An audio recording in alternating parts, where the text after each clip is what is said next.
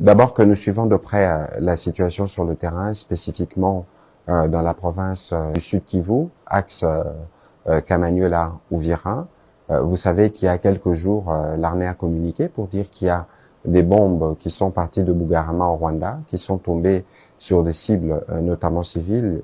Et la réunion de ce matin avec la Première ministre, bien au-delà de ce que nous nous sommes dit à propos de ce qui s'est passé à Washington, c'est de regarder, parce qu'il y a des rapports, notamment du CICR et des organisations humanitaires, qui nous donnent des informations particulièrement inquiétantes. Et donc, il était important pour la Première ministre chef du gouvernement de réunir autour de lui tous les ministres, notamment ceux de la Défense, de l'Intérieur, pour voir comment on répond efficacement à cette situation.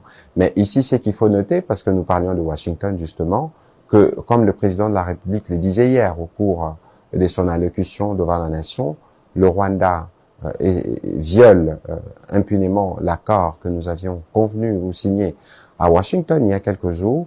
Ce n'est plus simplement violer l'accord que nous avons signé, mais c'est aller vers la régionalisation du conflit, parce qu'il est évident que le Rwanda prend le Burundi aussi en cible, au-delà des actes qui sont posés en République démocratique du Congo. C'est ici aussi les lieux d'interpeller les médiateurs pour que, dans le cadre de ce qui avait été convenu, puisse peser de son poids pour que la paix puisse restaurer, pour que le Rwanda puisse s'arranger, parce que, comme je vous le disais tout à l'heure, la situation humanitaire est particulièrement préoccupante. Lorsqu'on attaque des écoles, on attaque des centres de santé, on attaque des maisons d'habitation, c'est clair qu'il y a une volonté de s'aimer la terreur.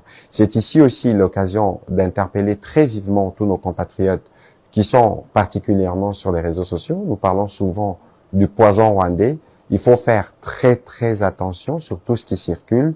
Nous sommes engagés dans un devoir de redevabilité. Nous viendrons donner les tableaux généraux de la situation.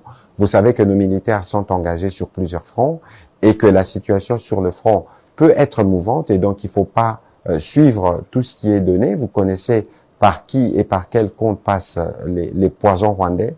Il est important que nos populations puissent être vigilantes et puissent se référer aux canaux officiels à travers lesquels nous allons communiquer. Je tiens à apporter cette précision parce que c'est crucial en ce moment où la manipulation peut à elle seule s'aimer la panique au milieu de nos populations.